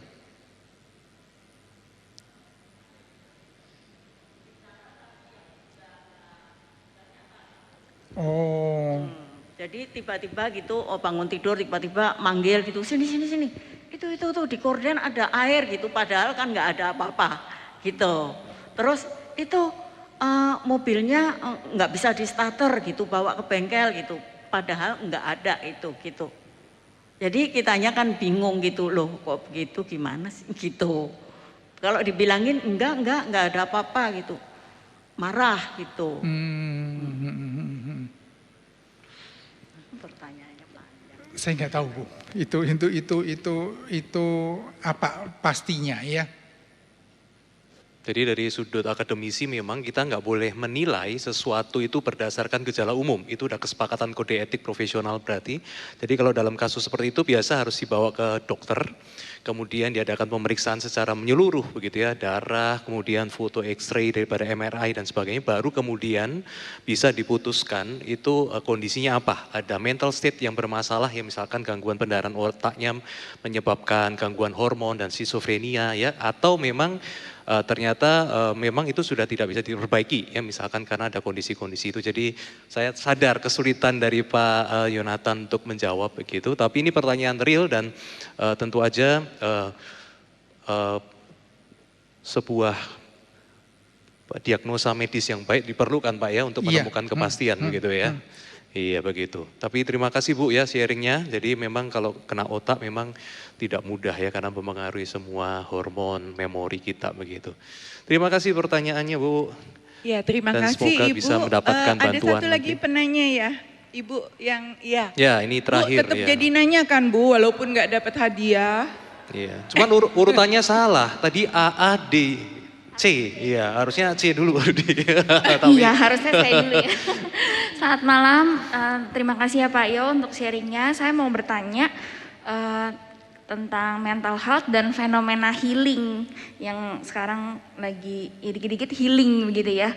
Apakah sebenarnya kita perlu juga berkala untuk maintain supaya nggak kebablasan begitu? Mengingat misal kalau tadi Ibu Aileen bilang ya anak-anak sekarang juga pressure-nya juga lebih tinggi begitu ya. Sosmed juga maksudnya pressure-nya tuh banyak sekali. Nah, pandangannya tuh seperti apa? Thank you. Healing itu lagi populer sih. Iya. Healing lalu butterfly hug salah satunya itu kan butterfly hug itu macam-macam gitu healing. Nah, itu jadi pemikiran kami ya di psikologi UPH itu soal itu. Gimana sih menyikapi itu? Apakah itu salah? Enggak sih, itu benar ya. Healing itu betul. Karena kan kita perlu mengasihi diri itu. Tapi kalau itu enggak hati-hati ya, itu nanti fokusnya ke diri sendiri loh. Fokusnya ke diri sendiri, jadi terlalu self love gitu loh. Mencintai diri sendiri. Dan kalau seperti itu ya, itu nggak pernah cukup sih orang itu, nggak pernah puas. Nggak pernah puas. Jadi kan nanti kaitannya dengan ini loh, saya ini. Oh, kamu itu pinter, kamu bisa melakukan apa saja. Yang penting kamu harus yakin. Seolah-olah benar kan ya. Tapi itu sebagai orang Kristen itu salah loh. Jadi self love itu harus hati-hati juga ya Pak ya. Iya, self Kalau love-nya kebablasan bahaya juga ya Pak ya. iya. Karena fokusnya itu bukan ke kita mestinya, tapi fokusnya kan ke Tuhan. Ya, kita harus hidupnya fokus ke Tuhan, bukan ke diri. Iya. Tapi apakah perlu untuk mengasihi diri, mencintai diri? Ya perlu, karena Tuhan juga mencintai kita. Jadi itu perlu dua-duanya gitu loh. Perlu mengasihi diri kita itu perlu. Gak berarti ekstrim ke sana loh. Sesuai porsinya ya Pak. Iya, lalu maksudnya pelayanan dari pagi sampai sore itu, sampai malam gitu. Ya. Lalu nggak memperhatikan diri, ya itu salah juga sih. Tapi nggak berarti dikit-dikit healing, nggak pernah kerja tapi healing. Lalu gimana? Itu orang tuanya mahasiswa Pak ya. Iya, itu problem saya di mahasiswa ya pusing. begitu. Kok dikit-dikit ngomongnya healing, Kamu udah belajar belum? Nggak pernah belajar tapi healing, loh gimana kok healing terus? Karena mahasiswa psikologi itu sensitif ya, karena memang harus begitu sih. Cuma ya begitulah lo akibatnya. Kalau nggak hati-hati, healing terus. Nggak pernah kerja, nggak pernah belajar. Kalau dikasih tugas katanya itu membuat stres. Saya perlu healing dulu sebelum mengerjain tugas. Jadi kebanyakan healingnya ya Pak, Iya. daripada buat tugasnya ya. Iya betul. Habis waktu di healing. Ya. Ya, terima kasih banyak. Ada satu pertanyaan yang masuk ke Zoom, pertanyaan terakhir ya. Oke, dari Pak Dana Bapak bantu silakan. membacakan, Ya. silakan. Pasangan saya pernah melakukan KDRT kepada saya. Tapi pada saat keributan yang kemarin, dia yang bilang saya yang meng-KDRT saya. Bagaimana kondisi mental health suami saya jika begini? Terima kasih. Masalah KDRT itu memang mungkin banyak terjadi ya Bapak Ibu, dan itu memprihatinkan gitu dan itu perlu ditangani dengan serius sih. Jadi kan bukan hanya ya kan KDRT itu macam-macam ya, masalahnya seperti apa. Jadi itu memang perlu dianalisa sih. Karena itu ya memang mungkin ada salah satu itu yang lebih bersalah. Tapi itu kan selalu kedua belah pihak ya untuk itu. Bagaimana sih supaya itu nggak terjadi? Jadi menurut saya yang penting itu bukan tahu oh orang ini berarti mental health-nya jelek gitu. Tapi bagaimana sih supaya kejadian itu nggak terulang? Bagaimana supaya kondisinya itu lebih baik? Itu menurut saya lebih penting sih. Lebih penting mencari solusinya ya Pak? Iya, mencari solusinya. Sekalipun ya kalau yang sering KDRT itu mungkin pertanda memang ada masalah gitu. Tapi yang lebih penting kan bagaimana sih supaya kejadian ini nggak terulang lagi. Apa yang perlu dilakukan oleh pasangan untuk membantu supaya ini nggak terjadi dan melindungi diri sendiri. Nah kalau ini perlu healing, kalau kondisinya seperti itu. Nah itu perlu penanganan sih. Supaya nggak dibiarkan ya, nggak dibiarkan itu terjadi terus menerus. Karena itu anaknya juga jadi korban. Ya. Contoh Markus kita butuh untuk komunitas pendukung. Iya. Oh saya kira butuh healing Bu, healingnya juga butuh. Ya setuju.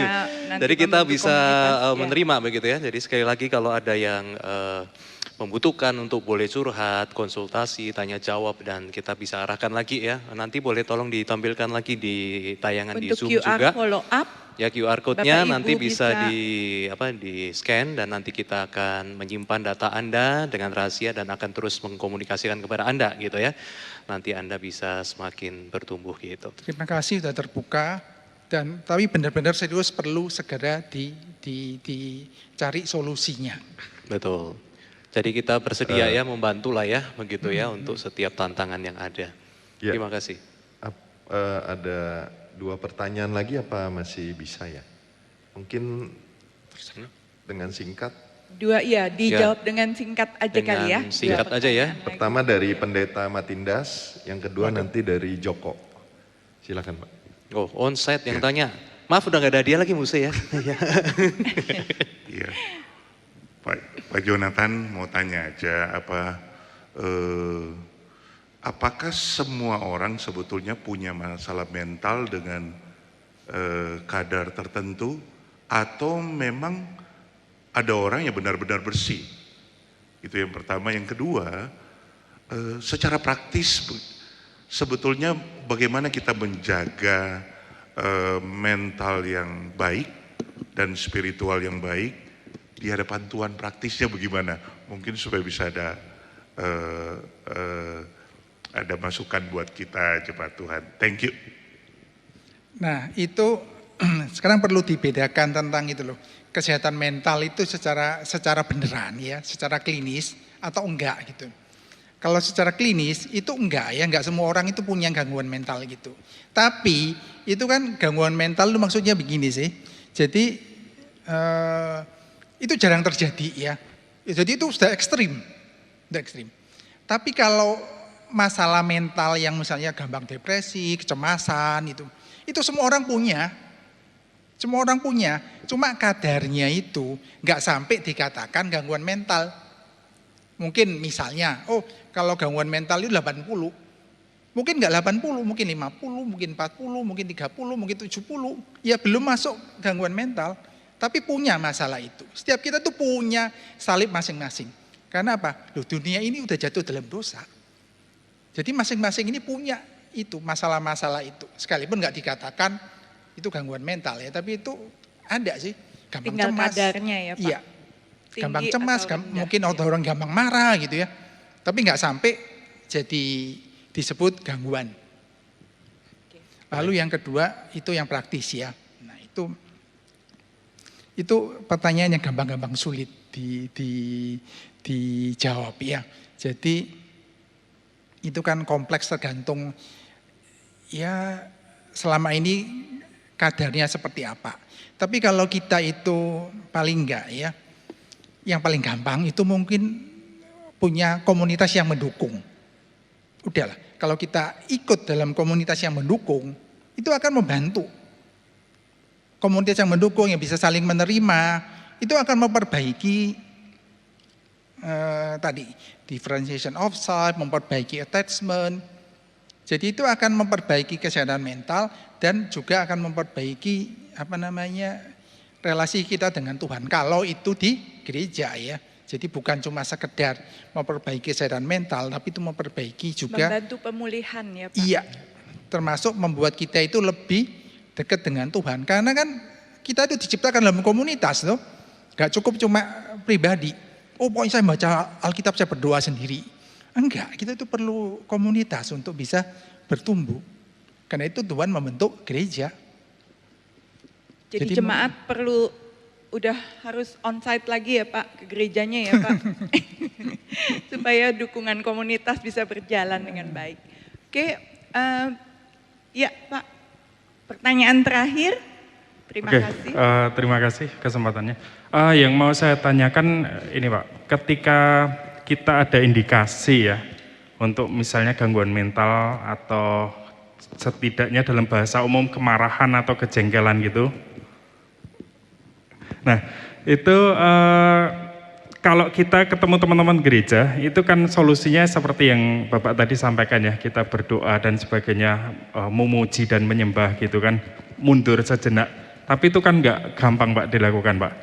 Jadi ketika kita ada kemarahan yang lebih atau ada penyesalan ya terhadap keputusan yang sudah kita ambil beberapa saat yang lalu misalnya gitu kan.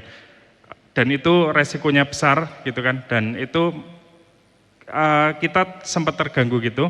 Nah untuk berdoa itu menjadi buyar Pak, apalagi untuk memuji menyembah itu kayak kita nggak connect. Nah beberapa teman itu kan menyarankan kemarahan dan sebagainya itu kan harus dilampiaskan Pak. Dilampiaskan kepada hal-hal yang setidaknya minimal tidak merugikan orang lain. Contohnya ketika kita di mobil sendirian kita berteriak dan sebagainya.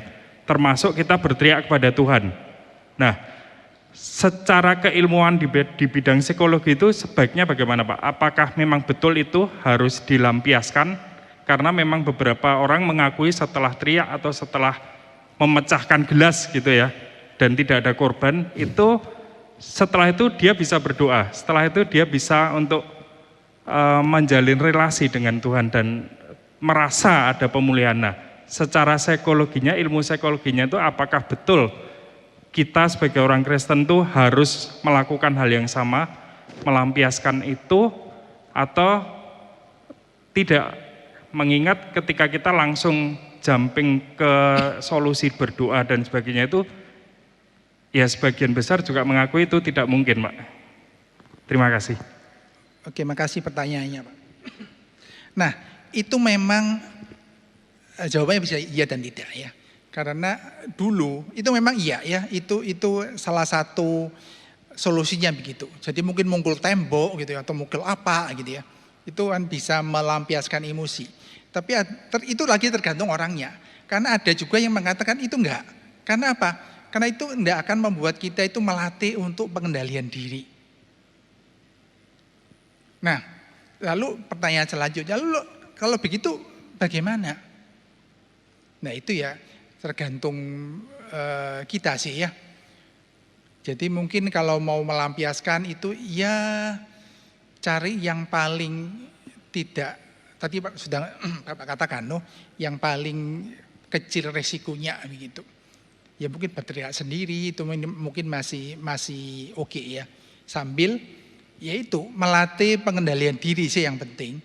Jadi itu yang tadi saya katakan berdoa, ngomong sama komunitas dan macam-macam itu kan bukan itu melatih untuk supaya semakin lama kita itu bisa semakin mengendalikan diri untuk pengobatan yang jangka panjang yang lebih menetap. itu kan perlu untuk diperbaiki ya. Tapi untuk yang sementara, ya itu mungkin bisa untuk dilakukan. Jadi melampiaskan emosi untuk sesaat, tapi kemudian harus belajar untuk meningkatkan pengendalian diri ya Pak, Iya, supaya solusinya sehat, Iya. ya, jangka panjang sehat. Oke, terima kasih. Baik Bapak Ibu, kita sudah melewati waktu yang ditetapkan, ya.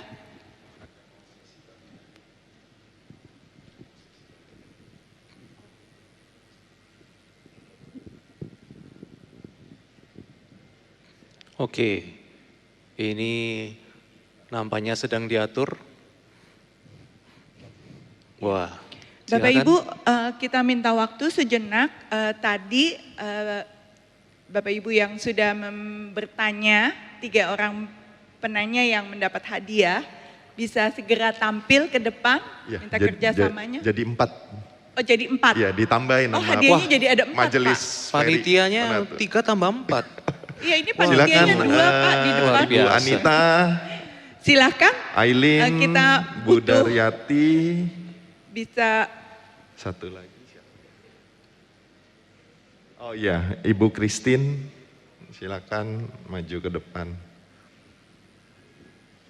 Jadi Bapak Ibu berbahagia malam hari ini, ternyata semua penanya mendapatkan hadiah, kecuali yang 2 susulan terakhir.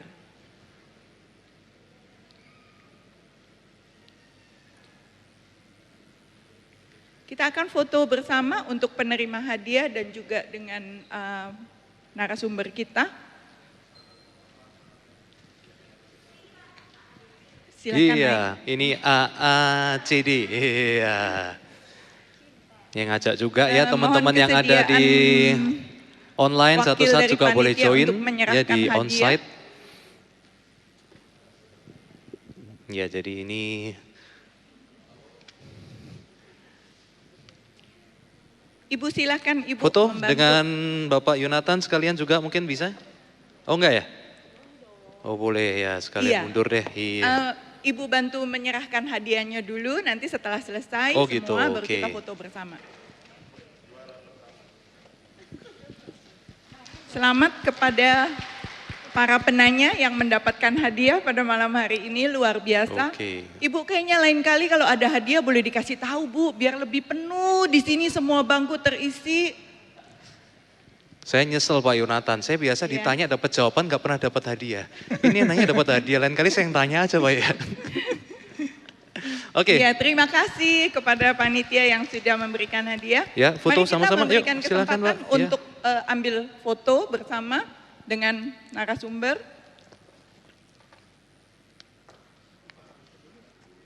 Hah, muat nggak ya? Muat nggak? Ayo kita ikut yuk. Ya.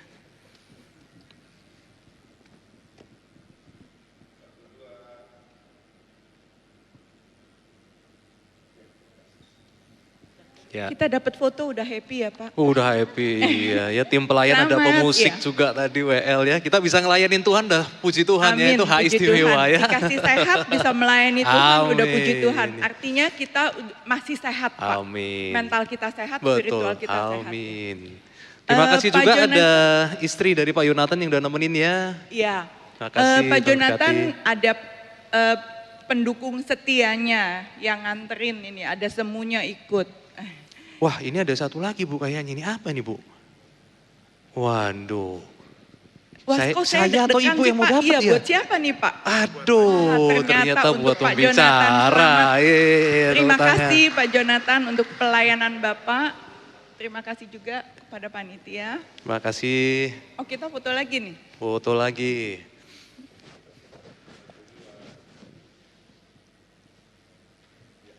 Iya. Terima kasih. Terima kasih. Ya. Bu Santi, moderatornya terima kasih Pak Yonatan. Kita mau izinkan penutup ya oleh Bapak Pendeta Matindas ya untuk boleh menutup dalam doa dan doa Bapak Ibu berkat. sekali lagi kita berikan tepuk tangan Sekali lagi untuk tepuk Pak tangan Jonathan. untuk Pak Yonatan ya. Terima kasih banyak. Kami persilahkan Pak Pendeta.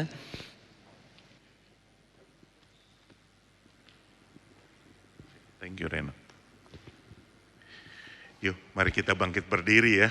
Kita mau berdoa. Iya. Kita berdoa. Tuhan Yesus, terima kasih, kami bersyukur sore hingga malam hari ini kami boleh belajar kebenaran firman Tuhan. Karena kami tahu ya Tuhan, kebenaran umum itu adalah kebenaran Tuhan.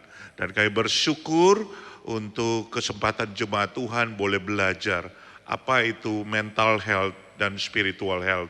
Dan berdoa kiranya Engkau memberkati supaya setiap jemaat Tuhan boleh mengerti dan memahami dan boleh mengalami transformasi melalui pertolongan yang daripada Tuhan untuk menjadi pribadi-pribadi yang boleh memiliki spiritual health yang baik. Karena dengan spiritual health yang baik, maka mental health akan mengikuti. Terima kasih Tuhan untuk Pak Jonathan yang sudah menyampaikan seminar ini. Kiranya Engkau memberkati beliau dan keluarga, memberkati setiap pelayanannya, dan sebagai dekan psikologi di UPH, Tuhan tolong supaya beliau terus dipakai oleh Tuhan menjadi berkat. Terima kasih ya Tuhan, berkati juga setiap kami, dan kami tahu ya Tuhan, kami tidak berjalan sendiri karena Tuhan selalu menyertai kami. Jemaat yang terkasih, terimalah berkat yang daripada Tuhan. Kiranya kasih sayang yang sempurna daripada Allah Bapa, anugerah daripada Tuhan Yesus Kristus, pertolongan, penyertaan, penghiburan, kekuatan daripada Allah Roh Kudus boleh menyertai setiap kami dari sekarang ini sampai selama-lamanya. Amin. Amin.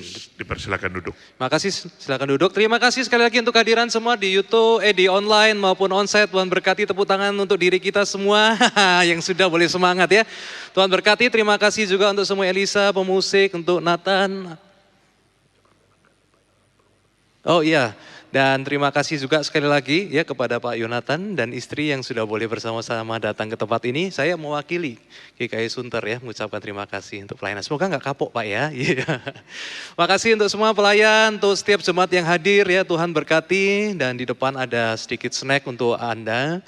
Silakan Anda boleh nikmati, dan kita ketemu lagi dalam topik-topik transformasi ya pada seminar-seminar berikutnya. Terima kasih juga kepada Gabriela Cing-Cing yang sudah melayani sebagai WL, thank you. Terima kasih kepada Cindy, kepada semua staf gereja, ada Reno, apa ya?